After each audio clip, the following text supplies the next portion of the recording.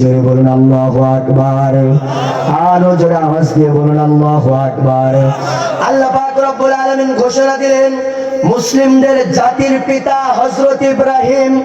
একটু জোরে আওয়াজ দিয়ে বলুন আমাদের জাতির পিতাকে। আরো জোরে আওয়াজ দিয়ে বলেন কে? যারা বলবে না আমাদের জাতির পিতা ইব্রাহিম, বুঝে নেব ওইটা ওই দলের কথা। বলেন কথা ঠিক কিনা? একটু জোরে আওয়াজ দিয়ে বলেন আমাদের জাতির পিতাকে। সকলে আওয়াজ দিয়ে বলেন আমাদের জাতির পিতাকে। আল্লাহ পাক রব্বুল আলামিন বললেন হুয়া সাম্মাকুমুল মুসলিমিন, তোমাদের জাতির পিতা ইব্রাহিম আর তিনি তোমাদের নাম রেখেছেন মুসলিম। জোরে বলুন সুবহানাল্লাহ। কিন্তু বিগত 16 বছর জাতির পিতা বানিয়েছিলেন কারে? বলেন না কেন? বিগত 16 বছর জাতির পিতা বানিয়েছিলেন কারে? আল্লাহ পাক রব্বুল আলামিন ঘোষণা দিলেন মুসলমানদের জাতির পিতা হলো ইব্রাহিম। আর তারা একটি ধর্ম তৈরি করলো, সেই ধর্মের নাম আমি বলছি না, সেই ধর্মের কালেমা ছিল জয় বাংলা। কথা বলেন কথা ঠিক কিনা? আর সেই ধর্মের অনেক মানুষ ছিল, তারা নিজেদেরকে ওই ধর্মের উম্মত বলে পরিচয় দিত। কথা বলেন কথা ঠিক কিনা? কিন্তু কোন মুসলমান, আমি তো মুসলমান, একদিন পৃথিবী ছেড়ে বিদায় নিয়ে নেব, এই পৃথিবী ছেড়ে একদিন বিদায় নিয়ে চলে যাব। আল্লাহ পাক রব্বুল আলামিন ঘোষণা দিলেন মুসলমানদের জাতির পিতা হলো ইব্রাহিম আলাইহিস সালাম। বলেন তো দেখি আল্লাহ পাক রব্বুল আলামিন যে ঘোষণা দিয়েছেন এই ঘোষণা মানার দরকার আছে না নাই? আরো যারা আওয়াজ দিয়ে বলুন আছে না নাই? এতদিন পর্যন্ত যারা হযরত ইব্রাহিম আলাইহিস সালামকে জাতির পিতা না মেনে অন্য কাউকে বলেছেন, এরা আর যাই হোক মুসলমান হতে পারে না। কথা বলেন কথা ঠিক কিনা? এরা যত বড় নামাজি ব্যক্তি হোক না কেন, যত বড় দানশীল ব্যক্তি হোক না কেন, যত বড় রোজাদার ব্যক্তি হোক না কেন, এরা আর যাই হোক এরা মুসলমান হতে পারে না। কথা বলেন কথা ঠিক কিনা? অনেকে বলে আমরা সবাই অমুক সেনা, ভয় করি না বুলেট বোমা। আমাদেরকে বলতে হবে আমরা সবাই রাসূল সেনা, ভয় করি না বুলেট বোমা। কথা বলেন কথা ঠিক কিনা? আমাদেরকে রাসূল সেনা বলতে হবে। সম্মানিত প্রিয় হাজিরিন, সম্মানিত প্রিয় হাজিরিন, আসুন আমরা কোরআনুল কারীম নিয়ে বাঁচতে চাই। এই কোরআনুল কারীম আমরা অনুসরণ করতে চাই। এই কোরআন নিয়ে আমরা আমাদের সামনের দিকে এগিয়ে যেতে চাই। তাহলেই কেবলমাত্র আমরা জান্নাত পর্যন্ত পৌঁছাতে পারবো। আগের সময় যখন মাহফিলে আসতো, বাড়ি থেকে গিন্নিরা বলে দিত খবরদার মাহফিলে তো যাচ্ছ, যুগ জামানা কিন্তু ভালো না।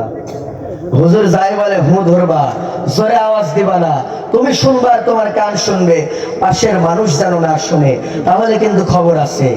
প্রিয় ভাইরা আমার, সে যুগটা এখন আছে? বলেন না কেন এখন সে সময় আছে?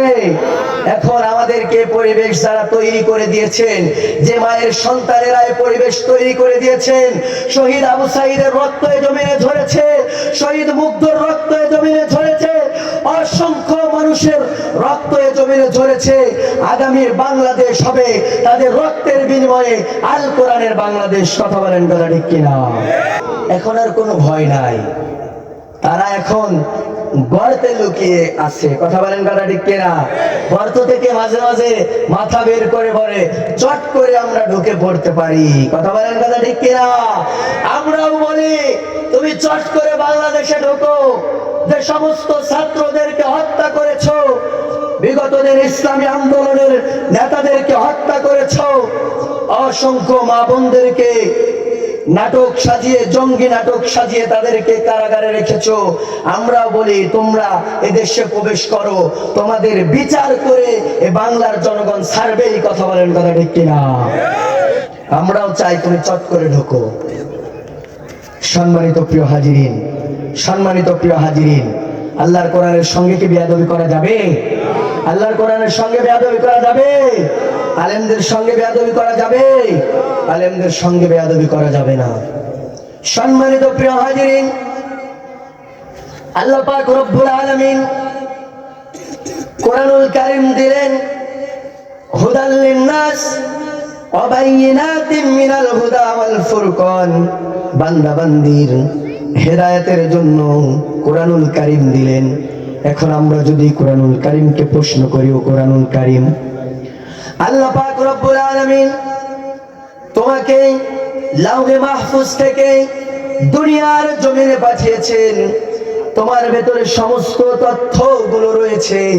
এখন আমরা জানতে চাই, আমরা যদি তোমাকে নিয়ে গবেষণা শুরু করে দেই, আল্লাহ পাক রব্বুল আলামিন বলেন, এই কোরআনুল কারীম নিয়ে যদি তোমরা গবেষণা শুরু করে দাও, আল্লাহ পাক রব্বুল আলামিন বলেন, কুল লাউ কানাল বাহরু মিদাদান লিকালিমাতি রাব্বি লানাফিদাল বাহরু ক্বাবলা আন তানফাদা কালিমাতু রাব্বি ওয়ালাউ জিনা বিমিসলিহি মাদাদা। একটু জোরে আওয়াজ দিয়ে বলুন আল্লাহু আকবার, আরো জোরে আওয়াজ দিয়ে বলুন আল্লাহু আকবার।